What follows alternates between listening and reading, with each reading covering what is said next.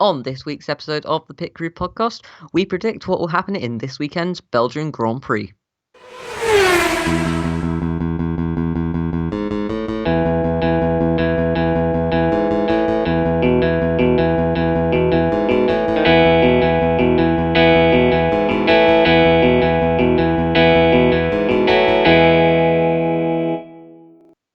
Hello and welcome to the Pit Crew podcast. My name's Ed. This is my co-host Dylan. Hello. And this weekend is the Belgian Grand Prix. And the Belgian Grand Prix at the Circuit de Spa-Francorchamps usually hosts some exciting races. Think back to 1998 where over half the field crashed out on the first lap due to torrential rain, which, by the way, there is heavy rain, 70% chance of rain during the majority of the day for the Circuit de Spa-Francorchamps on Sunday. Dry qualifying is predicted though, but a wet race from a dry qualifying that could be interesting. Anyway, hopes of a wet race are with me, and I think everyone else is hoping for a wet race at Spa because it usually makes it very interesting. Anyway, Spa usually hosts an exciting race for us due to the nature of the circuit. It's very fast flowing. Drivers love it. It just hosts exciting races. Got some very famous corner complexes, Eau Rouge and Radion. Dylan, which one's Eau Rouge? Which one's Radion? Every F1 fan should know this, by the way.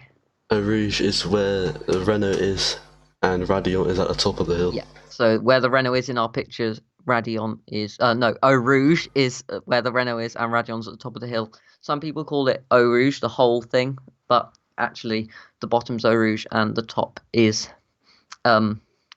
Radion. And the reason that the bottom is called Eau Rouge, because if you know a bit of French, Eau is water, or l'eau is water, and rouge is red. And that's because of the iron particles in a stream that actually runs underneath the circuit there, which is why it's called Eau Rouge. It's quite interesting to look into the corner names.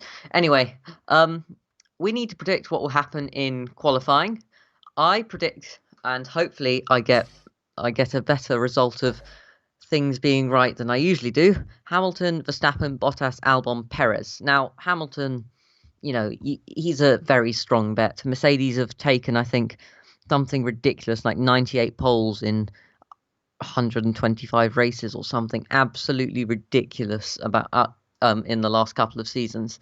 Hamilton, great at qualifying. Then I think Verstappen and Bottas, they could be switched around, but I think Verstappen, he loves it here. It's almost his home race. It's one of the ones that usually is, because he hasn't had a Dutch Grand Prix that was supposed to go ahead this year, but it wasn't going ahead due to everything. And then I think Albon will get fourth place because Red Bulls are strong. I know he hasn't been putting in a good qualifying performance and he's better at the race pace, but I'm hoping. And then I think Perez in the racing point or the tracing point will manage to get P5, or it could be Daniel Ricciardo. He got a P2 in practice 2 today, so that was a surprise. Dylan, what do you think for the qualifying top 5? I think the birthday boy will come first in quali, Bottas, and then I think Hamilton. Bottas' birthday, 31st. 31st. Happy birthday. Happy birthday, Bottas. And Hamilton second, followed by Verstappen, and Ricciardo looks like he could be on pace this weekend. I'd say, actually, I agree with you more there than Albon there, because Ricciardo's a better qualifier than Albon. And Perez in P5 you've also gone for. Yes. Safe and probably better than mine, those choices are. Now,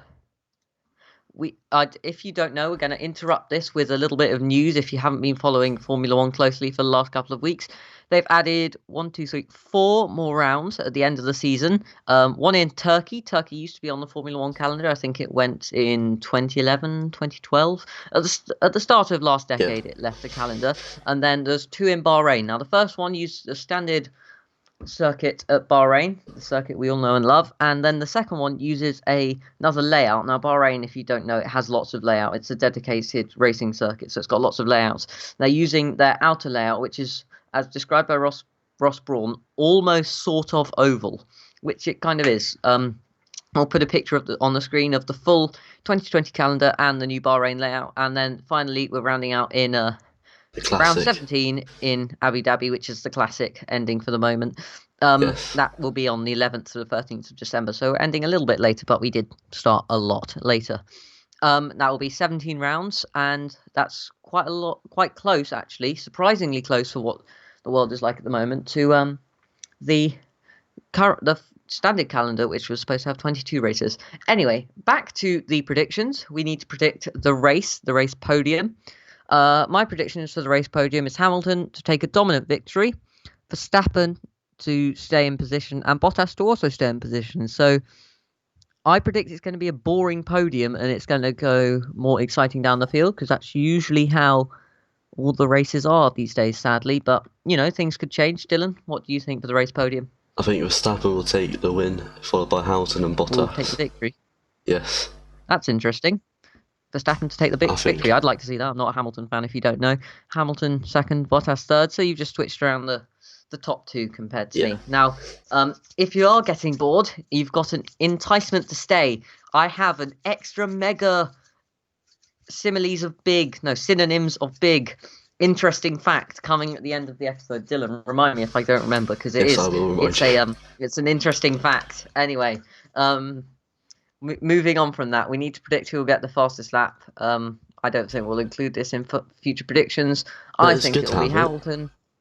It's good to have it, but I think it'll be Hamilton unless somebody does a pit stop strategy where they're so far behind and ahead of the person behind them or at the back of the field, just come in, do a little stop like Verstappen did that cost him the victory in the first British Grand Prix at Silverstone and get the fastest lap by, I think, Hamilton. Presume you agree with me, Dylan? I think Daniel. Interesting. I don't know whether that Renault's capable of it, but, if he does one of those pit stops where you come in just to get the fastest lap because you can do it and be safe about it, yeah, I could see that happening, especially as the Renault looks strong here from what we've seen in practice 1 and practice 2 today. Now, what do you think will be the biggest disappointment of the race? I've got a couple things. That it doesn't actually rain, and we all get our hopes up for rain when it doesn't actually rain. Williams outside the point again. I want Williams to be in the points if you can't tell. Soon. But I think the biggest disappointment will be Albon not getting a podium because he hasn't got one ever, and I think it's just really unlucky. He's quite an unlucky guy, as you can see with his whole career, not just in Formula 1. So I think one of the biggest disappointments could be Albon not getting a podium. He could come close to it, could qualify well, or could do very well in the race and just slightly miss out. I do also think that a big disappointment could be no rain and we have a dry race. Dylan, what do you think? The Ferraris. I mean, yep. I didn't expect them to be deliberately avoiding that to give you something to say, but I didn't expect them to be that slow in practice. Especially as Leclerc, really low down. Ferrari have won. Yeah.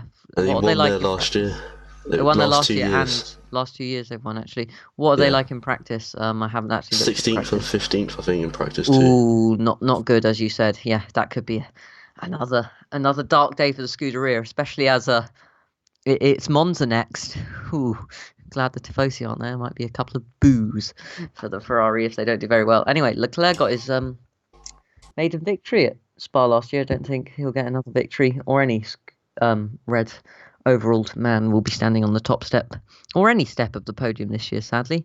Anyway, what do you think will be the biggest surprise of the week? I'm going to say weekend, because what I think is the biggest surprise, and probably I've just stolen it from Dylan, has already happened, is the pace of the Renaults. Ricciardo getting that P2 in practice 2, I think that's going to be the biggest surprise of the weekend. Do you agree with me, Dylan? I agree. Can you think of another surprise? I'm going to try and think of one to just lengthen the video and have another thing that I think could be surprising. Williams to be in the points, because I'm hopeful again. Come on, Williams, you can do it. It's they have quite a good engine. Good qualifying pace. Mercedes engines are very good, so they've got good quali pace. But from George, if you haven't heard, they have banned qualifying party mode, so called, where the engines go into max performance for one lap on qualifying, and Mercedes have that, and it's very good, and that's why Williams are so good, as they're a Mercedes powered team. So Williams could not be so good as they have been in qualifying for the last couple of races. But yes, Williams do usually have good qualifying pace in 2020, or they have done, and yes, I think it could be a surprise, hopefully, if Williams get in the points. And now we need to predict, will there be a safety car? The Belgian Grand Prix, especially if it's raining like it's forecast to, with could be quite dangerous. Potential chance of rain, can be quite dangerous, as we saw sadly last year when Antoine Hubert in the F2 race died. But But yes, I think there could be a safety car, especially with the rain. So yes, I'm going to go. Unusually, we usually say there won't be, but yes, I'm going to go. There will be a safety car this year. Dylan, do you agree? Yes, I agree. Good. High chance. Now, yeah, high chance. I don't know what the statistical chance of a safety car at Belgium is. I knew in the 90s. I know in the 90s that it was like an 80% chance of a safety car at Monaco, but I'm sure you could find it if you Googled. But I'll leave Dylan to do that while I ramble on. Now, that brings us to the end of this week's predictions for the Belgian Grand Prix. But before I go and before we round off, it's time for my interesting fact. Now, Dylan, are you sitting comfortably and ready to hear this interesting fact? I am. It better be good. We've been It is waiting good. for the entire Okay, thing to do right. this. Silence in the audience. After lap 37 of the Spanish Grand Prix, Kimi Raikkonen has raced over 50,000 miles, more than twice the circumference of the Earth.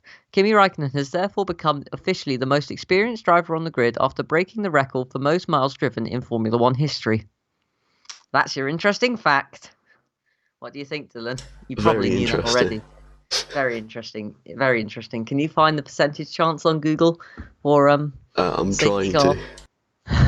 Okay, don't bother. I'm sure we can find that somewhere. I'm sure someone knows it, but not to worry. Anyway, as I said, that brings us to the end of this week's predictions for the Belgian Grand Prix. We hope you enjoy watching the action unfold over the week, and we will be back on Monday probably to you know what we're like with our days of recording. We'll be back hopefully on Monday to record our race report for the Belgian Grand Prix when hopefully we've had an exciting and hopefully wet race. Now, just a little heads up, due to what Dylan and I are doing over the next month, uploads may be slightly weird for predictions and race reports consisting of the next triple header, the next two after this one, because we've got Belgium and then 2 Italian Grand Prix at Mugello and Monza.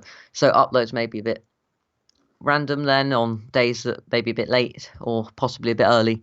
But we will try to pre-record stuff like predictions. We may pre-record and schedule uploads. So if we are glossing over stuff that would seem obvious when you're listening, that's because we don't know it's happened because we're from the past. Anyway, that's just a heads up for what may happen. We will let you know if something's pre-recorded when we're in the video.